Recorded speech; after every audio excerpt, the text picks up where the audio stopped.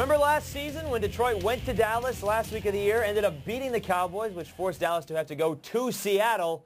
Well, guess what, folks? It's payback time. Hey, how are you? Jason Horowitz, NFL.com's Pat Kerwin. Glad to be with you on the NFL previews presented by Comcast. And, Pat, you look at this game. You got 11-1 Dallas coming off a huge victory against Green Bay in which the offense looked fantastic. Now you're taking a 6-6 Detroit team, which has looked awful the last 4 weeks, especially the last 2 weeks on defense. Well, in the last 4 weeks on this 4-game losing streak Detroit's on, they're giving up 32 points a game. It's a disaster, and only scoring 17. So they're in a lot of trouble.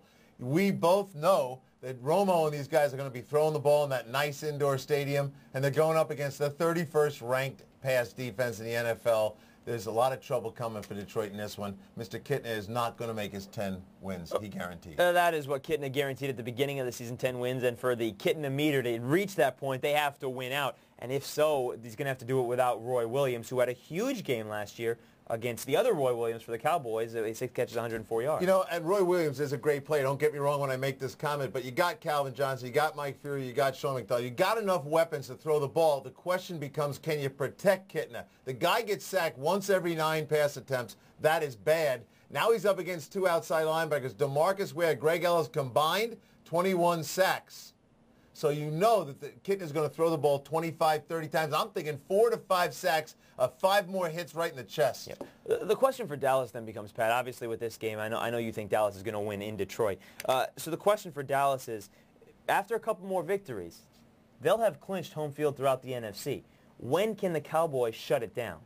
You know, this is the age-old question among coaches, and I think this year more than ever I hear guys discussing it all the time, and they bring it up to me. We shoot the breeze talking about a lot of things. That subject, there are more coaches today that are saying, I am not going to shut it down.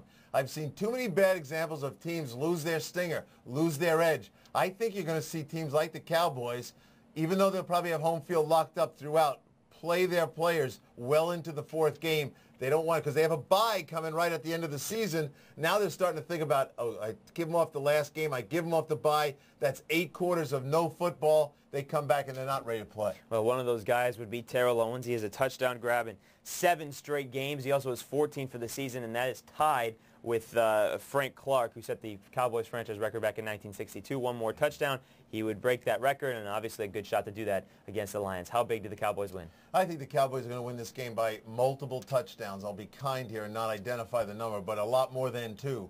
I think because they have a hunger to be great, and the quarterback has got it going on. They got 2 running backs. Julius Jones is fighting for where he's going to play next year. Barber wants to establish I'm the guy. And then you got T.O., who's trying to break every record he possibly can catching touchdown passes. Yeah, we'll see how that all plays out. It's 1 p.m. Eastern, and for more on this game or any other in Week 14, be sure to stay with CBSSports.com and watch everything else on the CBS Audience Network. For NFL.com's Pat Kerwin, I'm Jason Horowitz. Take care.